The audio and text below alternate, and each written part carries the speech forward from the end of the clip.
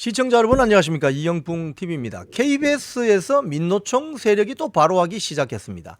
사장이 바뀔 때마다 그리고 주요 선거가 있을 때마다 이 민노총 세력들은 조직화된 노동조합이라는 조직을 앞세우고 좌파 정당들과 선거 협약 정책 협약식을 한다든지 이런 식으로 직간접적으로 드러나지 않게 선거에 개입하는 듯한 어떤 그런 뉘앙스를 피워왔죠. 그게 민노총 언론노조의 행태인데, 이 민노총 언론노조라는 것은 조직강령 4번에 노동자의 정치 세력화를 추구한다고 되어 있습니다. 즉, 더 구체적으로 이야기하면 노동자 계급의 정치 세력화. 또 민노총 지금 위원장 자체가 경기동부연합 출신인 양경수잖아요. 이런 식으로 야금야금 공영방송의 독립성을 훼손시켜 온 것이 사실입니다. 특히 7년 전이죠. 전임 고대영 KBS 사장, 강규영 이사 쫓아낼 때 그 난동이 벌어진 홍위병 난동 사태라고 언론에서는 이야기도 하는데, 그 홍위병 난동 사태가 왜 났죠? 그 직전에 문재인 당시 정권 때 민주당의 공영방송 장악 문건이 폭로됐어요. 그게 집권한 게 2017년 5월인데 2017년 8월에 그 공영방송 장악 문건이 언론에 폭로되면서 이런 식으로 사장과 이사들을 몰아내고 장악해야 된다. 이런 내용이죠. 근데 사후적으로 보면 KBS, MBC, EBS 연합뉴스 할 것 없이 민노총 언론노조 세력이 거의 유사한 형태로 전술 전략을 써서 이사들 몰아내고 이사진 새로 구성하고 사장 뽑고 거기다가 민노총 알박기를 한 겁니다. 그래서 사실상 문재인 정권 집권 1년 차에 공영 언론은 민노총 언론노조 세력이 장악하게 되는, 사장, 부사장, 본부장, 보도국장, 정치부장 다 민노총 세력으로 장악되는 이런 식의 참담한 결과가 빚어졌죠. 이것이 바로 공영방송의 독립성 훼손인데, 그 공영방송 독립성 훼손에 나섰던 자들이 지금 이제 나와서 뭐라고 하느냐. KBS 박장범이 사장이 돼서는 안 된다 라고 하면서 파우치 박이라는 이름을 붙여서 조리돌림을 하기 시작했습니다. 저는 이걸 참 공분하지 않을 수가 없습니다. 핸드백과 파우치의 차이점을 아시죠? 핸드백과 파우치. 핸드백은 파우치보다 훨씬 큽니다. 그리고 단가도 비싸죠. 파우치는 핸드백보다 좀 작지만 단가가 보통 파우치라면 얼마, 핸드백이라고는 얼마, 이렇게 가늠이 되는 겁니다. 박장범 앵커가 신년 대담을 할 때 윤석열 대통령과 대담하면서 김건희 여사가 최재형이 투척한 그 파우치를 정확하게 개념 규정을 한 거예요. 파우치라고. 핸드백이 아니잖아요. 그런데 그런 어떤 개념 규정을 한 걸 놓고 마치 박장범 앵커가 용산에 잘 보이기 위해서, 이 사건을 축소하기 위해서 어떤 그렇게 했다. 용산에다가 방송을 헌납했다. 이런 식으로 박장범 지금 사장 내정자를 공격하기 시작했습니다. 이 관련 내용 보면요. 황당하기 짝이 없습니다. 제가 사실 KBS 공채 22기 기자 출신인데, 여기 보면 공채 31기부터 해서 50기까지 기자들이 성명을 쫙 씁니다. 이게 전형적인 어떤 민노총의 전술 수법인데, 성명을 쓴다. 그러면 여기에 이름 올릴 거냐 말 거냐 이렇게 권유를 하죠, 처음에는. 근데 사실 대한민국의 동기 문화라는 게 있지 않습니까? 웬만하면 거절하기 힘듭니다. 아주 극단적인 상황이 아니면. 그래서 대부분의 경우에 자기 이름을 올리라고 하죠. 그런 연명된 성명서들이 쫙 지금 KBS 안에 내부 인트라망인데 코비스라고 올리고 있습니다. 지금 이 자들이 이렇게 하는 이유는 뭔지 아세요? 사장 길들이기 하는 겁니다. 길들이기.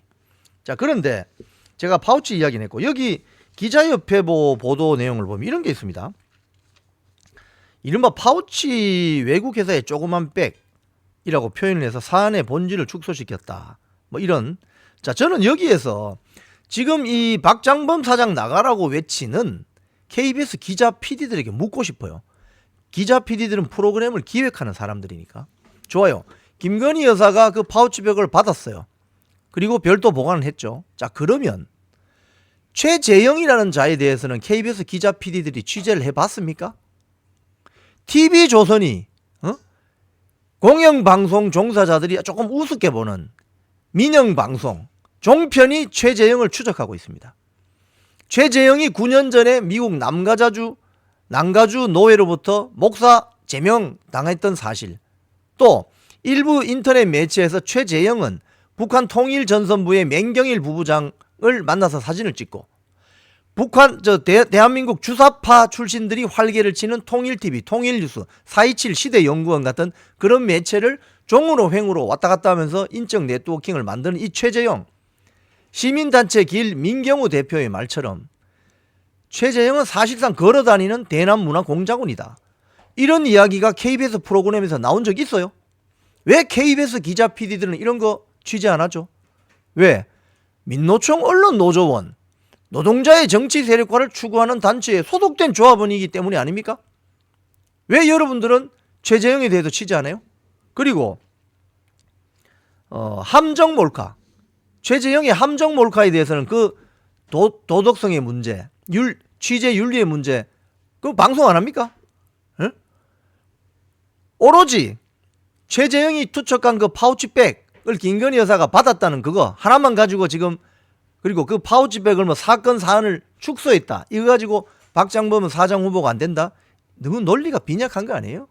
적어도 KBS 기자 PD라면 프로그램을 기획하고 제작하고 방송하는 제작 실무자라면 파우치백도 취재 대상이지만 최재형과 그리고 그 서울의 소리, 그리고 몰카 함정 취재, 이것도 취재 대상이라는 거예요. 언론 윤리의 문제. 그런데 이런 건 안 하죠. 왜? 왜 안 하겠어요? 노동자의 정치 세력화를 추구하는 단체이니까. 민노총 언론노조는 그런 거 하면 안 되나요? 민노총 언론노조 조합원들은 그런 거 하면 안 됩니까? 오늘 오마이뉴스에 글이 떴어요. 이 오마이뉴스에 글을 기고한 사람은 누구냐 하면 민노총 언론노조 KBS 본부의 부위원장입니다. 부위원장이 여기 보니까 저는 잘 모르는 수석 부본부장이네요. 시사교양 PD인데 조애진이라는 여성 직원입니다. 이분이 지금 쓴 글을 보면은 제가 상당히 이거는 좀 너무 막 나가는 글이다. 작년에 그 KBS 앞에서 있었던 그 국민들의 조화 투쟁 운동을 뭐라고 표현하냐, 이렇게 표현합니다. 극우 성향 단체에서 보낸 수백 개의 조화들. 거기 조화 보낸 사람들 그 네임택이 다 있거든요. 이 글 쓰는 분 이름을 한번 다시 한번 불러드려야 되겠네요. 조애진 씨, 조애진 PD님. 조애진 PD님은 그 네임택에 누가 그 조화를 보냈는지 다 아십니까? 팩트를 가지고 이야기하십니까? 저는 그 팩트를 가지고 있거든요. 미국에서도 왔고, 뭐 전국에서 왔어요. 본인의 이름을 넣거나 어떤 이런 식으로. 여기에 극우 성향 단체는 제가 알기로는 없습니다. 조애진 씨는 대한민국 저널리즘의 대표 방송사인 KBS에 근무한다는 PD로서 극우라는 말이 무슨 말인지 몰라요? 물리적인 타격력을 포함해야 그게 극우가 됩니다. 근데 대한민국에 그런 극우 단체 있어요, 없어요? 없어요. 그러니까 공부를 다시 하시기 바랍니다.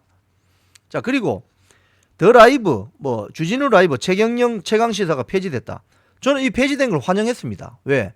진행자들이 너무 편파적이었으니까. 그러니까 만약에 이게 문제라면 조혜진 씨는 스스로 나는 급진 좌파라고 선언하는 거랑 마찬가지라고 저는 생각해요. 공영방송이라는 걸 슬쩍 홍보하는 척 하지만 본인도 조직강령 4번의 노동자의 정치 세력화를 추구한다는 민노총 언론노조 전임자잖아. 그러면 제가 가진 기준으로 해서는 민노총 언론노조 조직강령 노동자의 정치 세력화를 추구한다는 거기에 헌신 봉사한다면 KBS PD 업무를 하지 말아야 됩니다. 공영방송의 PD 기자가 노동자의 정치 세력화를 추구하는 단체의 전임자로 활동하는데 그게 공정한 방송이 돼요? 그런 자가 이런 글을 씁니다. 지금 이런 글을 오마이뉴스에.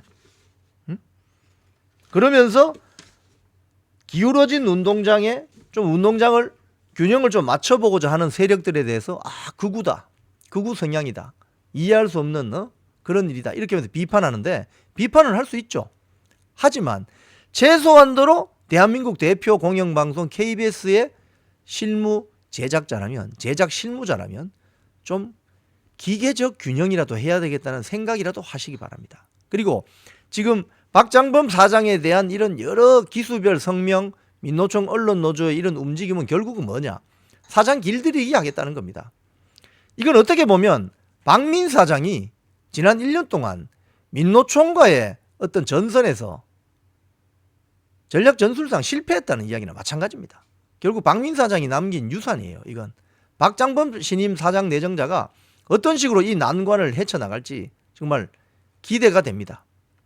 관심을 가지고 지켜보겠습니다. 지금까지 이영풍TV였습니다.